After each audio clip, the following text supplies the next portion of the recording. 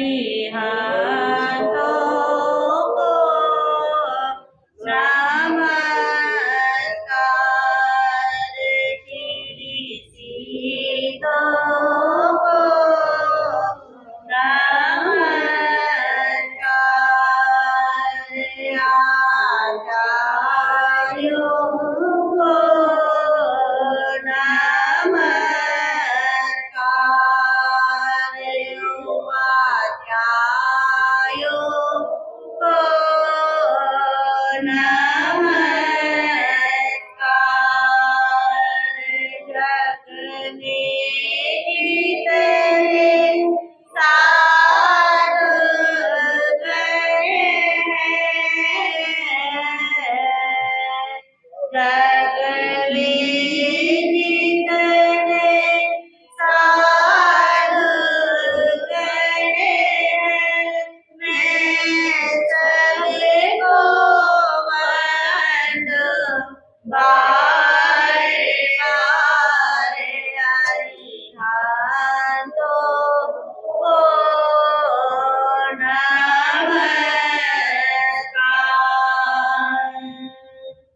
जियत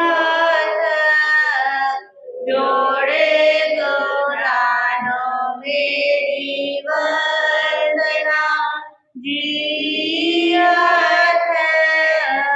जोड़े गौरानों मेरी वंदना।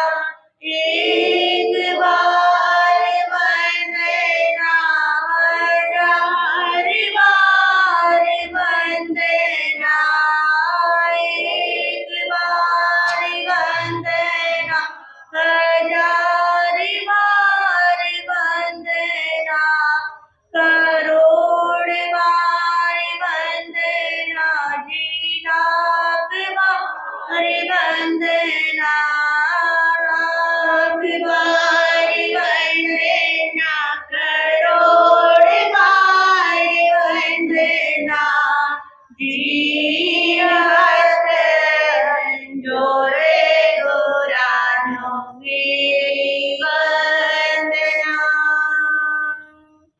अहिंसा के अवतार परम पिता परमात्मा प्रभु महावीर स्वामी को भावंदन। आत्मज्ञानी सद्गुरुदेव योग प्रधान आचार्य सम्राट पूज्य श्री शिवमुनि जी महाराज साहब, उत्तर भारतीय परिवर्तनी शमनी सूर्य डॉक्टर गुरानी श्री सरिता जी महाराज साहब, सरल आत्मा सरल मना सद्गुरु वर्या श्री अजय कुमारी जी महाराज साहब, शमनी गौरव प्रज्ञा ज्योति प्रवचन प्रभाविका डॉक्टर गुरानी श्री शिवाजी महाराज साहब की पावन पवित्र चरण कमलों में कोटि कोटि वंदन नमन। आज की प्रातःकालीन प्रवचन सभा पोप भिक्षु दरबार में आप सबका हार्दिक स्वागत है, हार्दिक अभिनंदन है। गुरु कृपा से आपके समक्ष चर्चा चल रही है कि हम अपने रियल सुख को कैसे प्राप्त करें, किस प्रकार हम शरीर से जुड़े हुए सुख को ही सुख मान लेते हैं, उन्हीं सुखों में हमारा पूरा जीवन बीत जाता है, पर वो सुख हमारे लिए, हमारी आत्मा के लिए कुछ कार्य नहीं करते। वो सुख हमें सिर्फ इस लोक के अंदर संतुष्टि देते हैं, इस लोक के अंदर हमें प्रसन्नता देते हैं, हम इस लोक में रहते हुए खुशी का आनंद करते हैं, पर वो सुख वास्तविक सुख नहीं होता। वो सुख एक दिन दुख में बदल जाता है, क्योंकि जो सुख परिवर्तनशील है, जो बदलने वाला है, जो सदा रहने वाला नहीं है, तो वो सुख हमारा सुख कैसे हो सकता है। उसके लिए छोटा सा दृष्टांत हमारे आचार्य देते हैं कि एक व्यक्ति है जिसके जीवन के अंदर हर प्रकार की दुविधा आई हुई है, वो परेशानियों से घिरा हुआ है। रहने के लिए स्थान नहीं है, पहनने के लिए कपड़े नहीं है, खाने के लिए भोजन नहीं है, और वो इतना परेशान हो रहा है, इतना परेशान हो रहा है।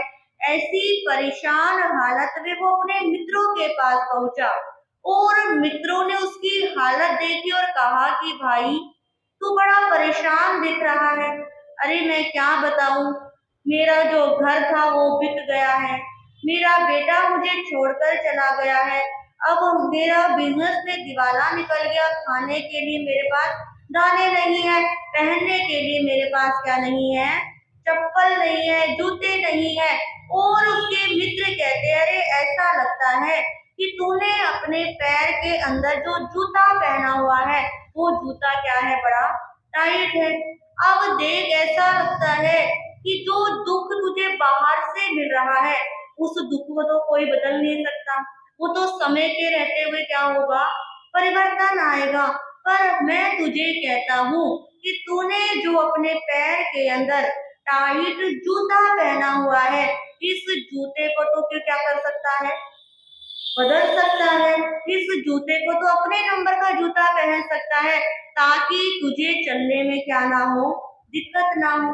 वो कहता है अरे नहीं, ये जूता ही मेरे सुख का क्या है, कारण है। अरे कैसे सुख का कारण है, अब आप भी जूते पहनते हो, यदि नंबर छोटा होता है, टाइट होता है, क्या हम चल सकते हैं, नहीं चल सकते। अब वो कहता है देखो मैंने ये जूता पहना हुआ है और जब मैं इस जूते को उतारता हूँ तो मुझे बड़ी क्या मिलती है, शांति मिलती है। मुझे ऐसा लगता है कि मैंने 26 देवलोक का क्या प्राप्त कर लिया हो, सुख प्राप्त कर लिया हो, क्योंकि बाहर के सुख को मैं बदल नहीं सकता, पर जब ये टाइट जूता उतारता हूँ तो मुझे सुख की क्या होती है, अनुभूति होती है। तो हमारे आचार्य कहते हैं कि यही हालत क्या है आज हर इंसान की है। वो चाहता भी है, वो जानता भी है, वो मानता भी है कि ये चीज मेरे लिए सही नहीं है, मुझे ये नहीं करना है, परंतु फिर भी क्या करता है, वो सब काम करता है। क्यों करता है, क्योंकि उसे पता है कि यही चीज से मैं कुछ पल के लिए क्या रह सकता हूँ, सुखी रह सकता हूँ।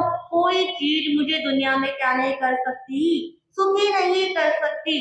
तो आचार्य कहते हैं कि आज का मानव इसी सुख की दौड़ में क्या हो रहा है, दौड़ रहा है। हर किसी को यही है कि मुझे क्या मिले, सुख मिले, मेरा जीवन सुंदर बने, स्वर्गमय बने, मेरे जीवन में कोई किसी प्रकार की कमी ना रहे।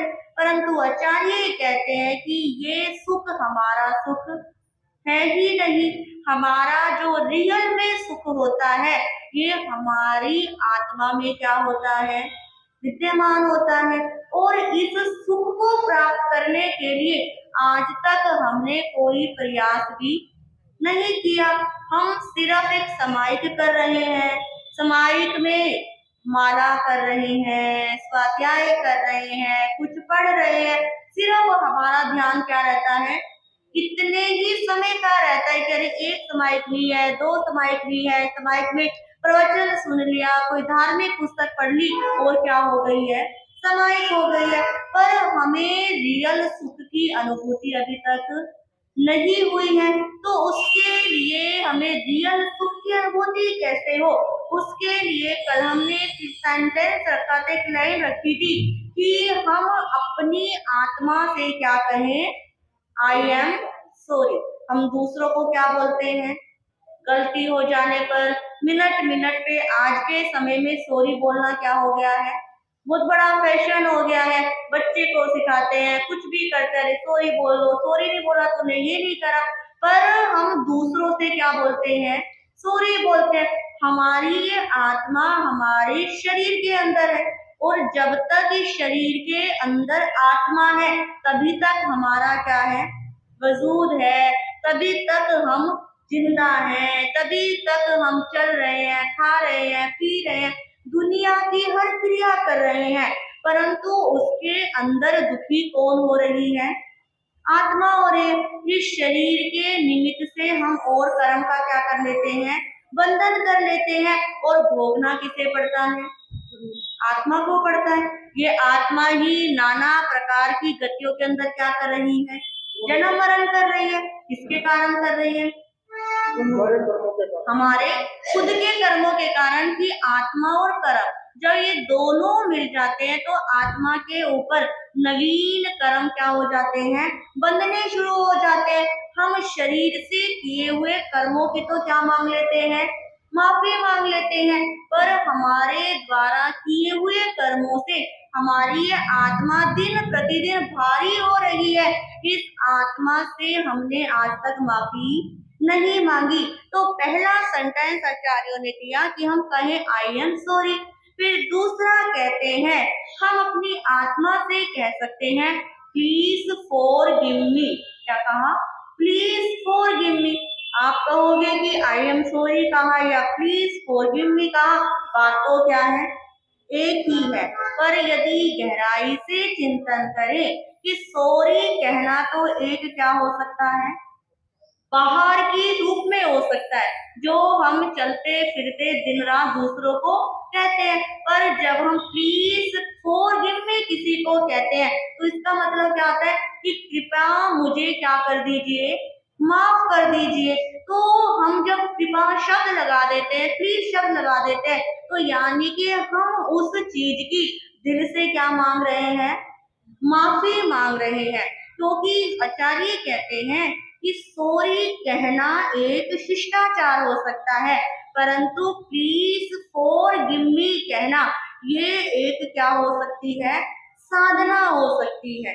हम देखें अपनी आत्मा के ऊपर, हम पानी के माध्यम से कितनी क्या कर लेते हैं?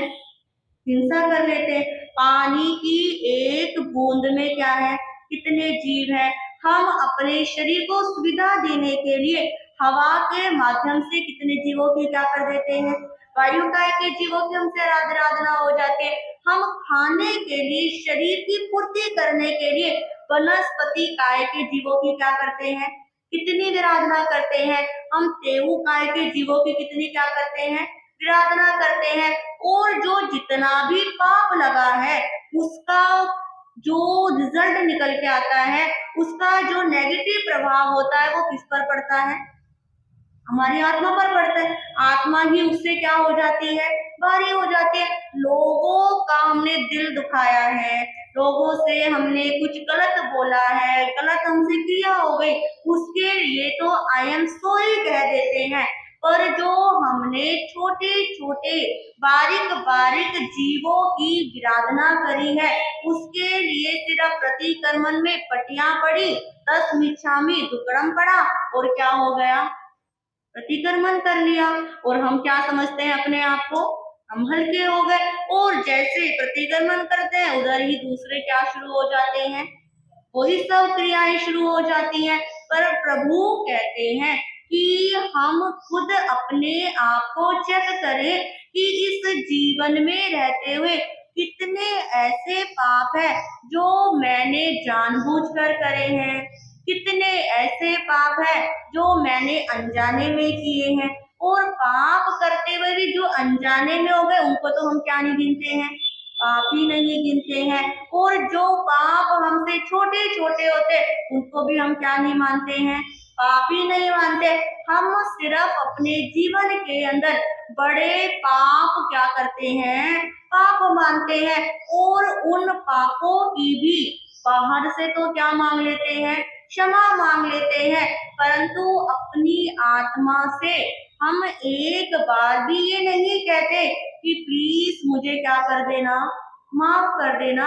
मेरे कारण तुझे क्या करना पड़ेगा? नाना अगली गति में क्या करना पड़ेगा? भ्रमण करना पड़ेगा। ये शरीर का निमित्त मानकर हमने कर्म किया, शरीर तो यहीं पर जल जाएगा, भस्म हो जाएगा, राख हो जाएगा। जिस भी रिश्ते के लिए हमने पाप किया वो रिश्ता सब कुछ यहीं पर क्या हो जाएगा? खत्म हो जाएगा। परंतु हमारी आत्मा के ऊपर तो एक क्या आ गई है? लेयर आ गई ना।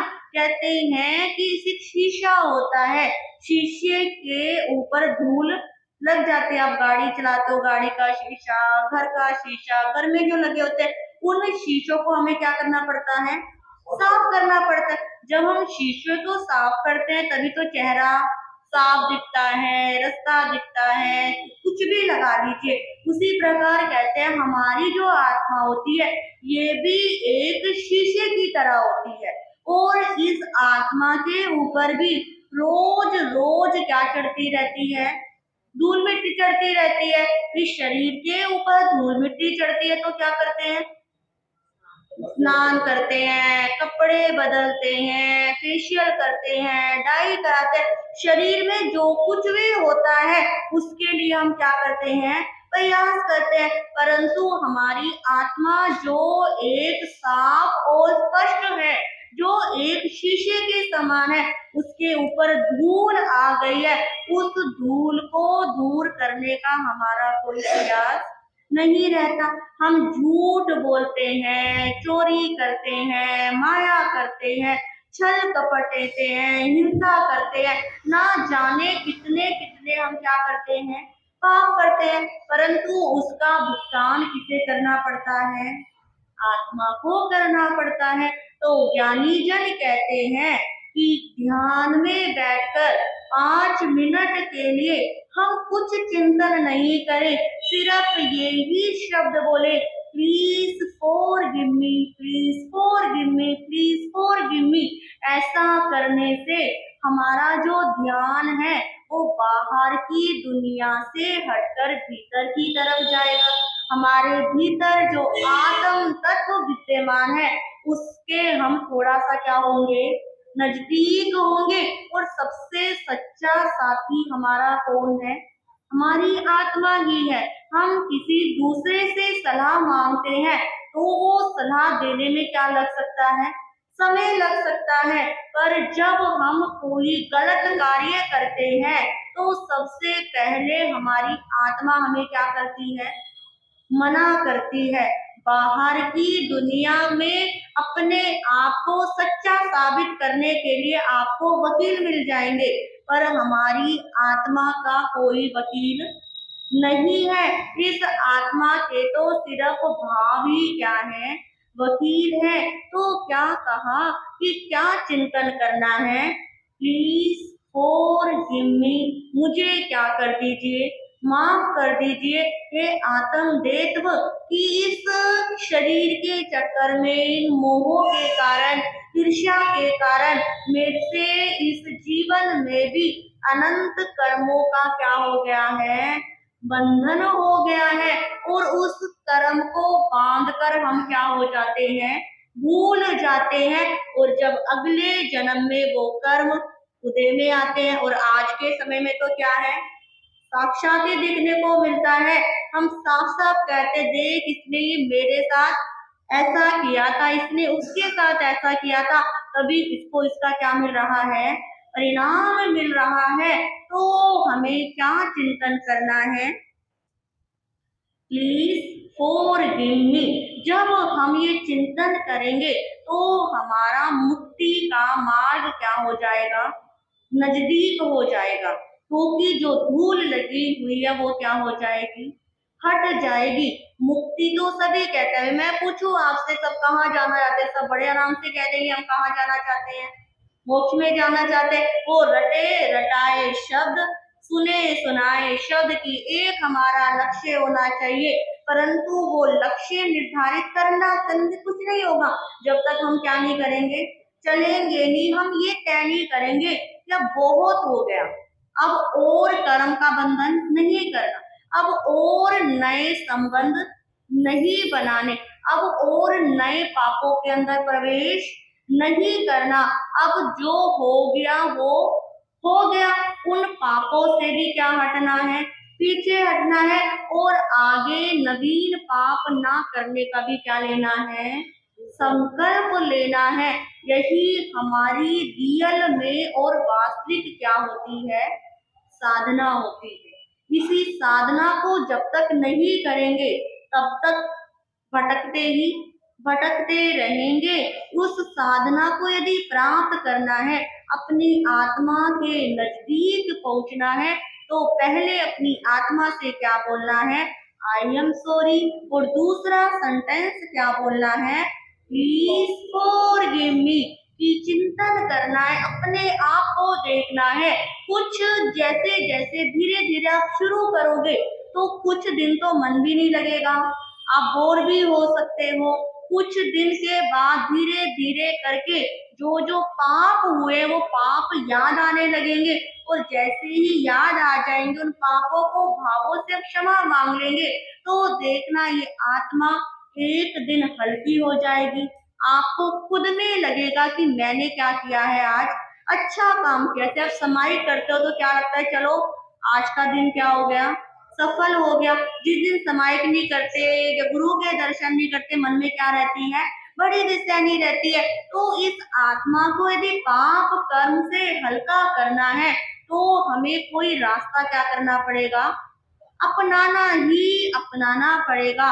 तभी हम इस आत्मा को पाप कर्म से हल्का कर सकते हैं। करना तो सभी चाहोगे, चाहोगे क्या नहीं, चाहोगे तो क्या करना पड़ेगा, चिंतन करना पड़ेगा, प्रयास करना पड़ेगा। थोड़े सा अपनी साधना का लेवल, जो चीज करते आ रहे हैं उससे क्या उठना पड़ेगा, ऊपर उठना पड़ेगा। नहीं तो यही पोथी और पन्ने क्या हो जाने हैं, यहीं पर रह जाने। किसी ने दोबारा उन पोथी पन्नों को देखना भी नहीं है, भाई कहाँ पड़े हो, क्या रहेंगे। तो इससे अच्छा है जो अपने लिए कर लो, अपनी आत्मा के लिए कर लो, वही हमारा सच्चा क्या है, साथी है। इस बात को समझना तो पड़ेगा, अभी नहीं तो कल, कल नहीं तो परसों, इस जन्म में नहीं तो अगले जन्म में, एक ना एक दिन तो हमें क्या करना पड़ेगा, समझना पड़ेगा, ये तय करना पड़ेगा कि इस आत्मा को महाविजय क्षेत्र में लेकर जाना है, तीर्थंकर के सानिध्य में बैठना है और वहां से मुक्ति की तरफ क्या करना है, आगे बढ़ना है। आगे बढ़ेंगे, हम सिद्ध होंगे तो नरक के जीवों को भी क्या मिलेगी, शांति मिलेगी। वो भी उस नरक गति से क्या हो सकते हैं, निकल सकते हैं। तो देखो, हम एक तो अपनी आत्मा का कल्याण करेंगे और इसके साथ साथ जो नरक के अंदर जीव है उनको भी क्या होगा, थोड़ा सा नरक गति से निकलने में सुविधा होगी। तो इसके अंदर तो दो दो क्या है, लाभ है, अपनी आत्मा का भी कल्याण और जो नारकी जीव है उनको भी क्या कर सकते हैं, उनके लिए भी हम अच्छा कर सकते हैं। इन्हीं शब्दों के साथ मैं अपने विषय को विराम देती हूँ। बोलिए भगवान महावीर स्वामी की जय।